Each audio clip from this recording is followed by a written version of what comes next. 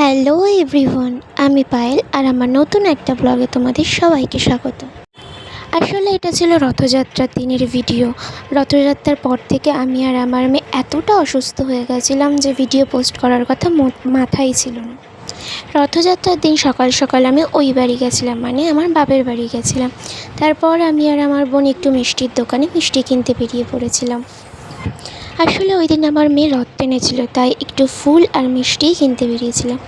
তারপর বিকালবেলা আমার মেয়ের রথটাকে একটু সুন্দর করে সাজিয়ে দিচ্ছিলাম।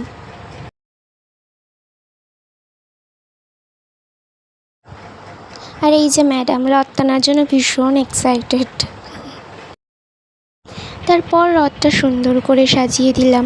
আসলে রথটা না ছোটোই আনা হয়েছিল, ছোট মানুষের জন্য ছোট রথ। বেশি বড় হয়ে গেলে না ওর টানতে অসুবিধা হতো, এই কারণে ওর মামা ছোট রথই এনে দিয়েছিল।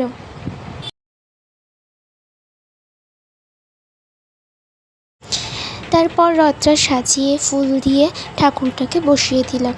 আর এই যে দেখতে পাচ্ছ এই ঠাকুরটা, আমার মেয়ে যে রথ টানতে টানতে কতবার ফেলে দিয়েছে সেটা একমাত্র এই ঠাকুরই জানে।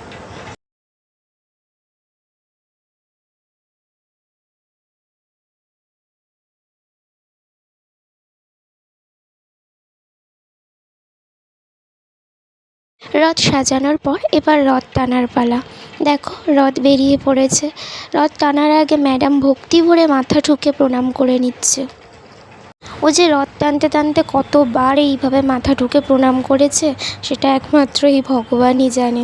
একটু করে রথের দড়ি ধরে টানে আর একটু করে রাস্তায় মাথা ঠুকে প্রণাম করে।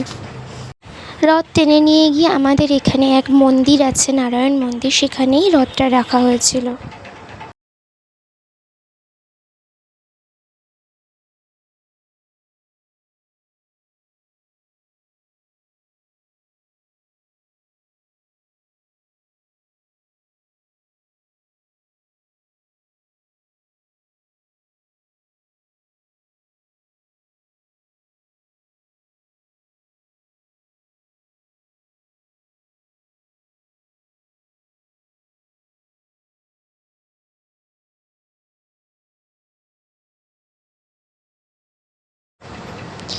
আমার মেয়ের রথ টানা কমপ্লিট হয়ে যাওয়ার পর ওকে খাইয়ে আমার মায়ের কাছে রেখে আমি আর আমার বোন এখন যাচ্ছি রথের মেলায় যাওয়ার জন্য তৈরি।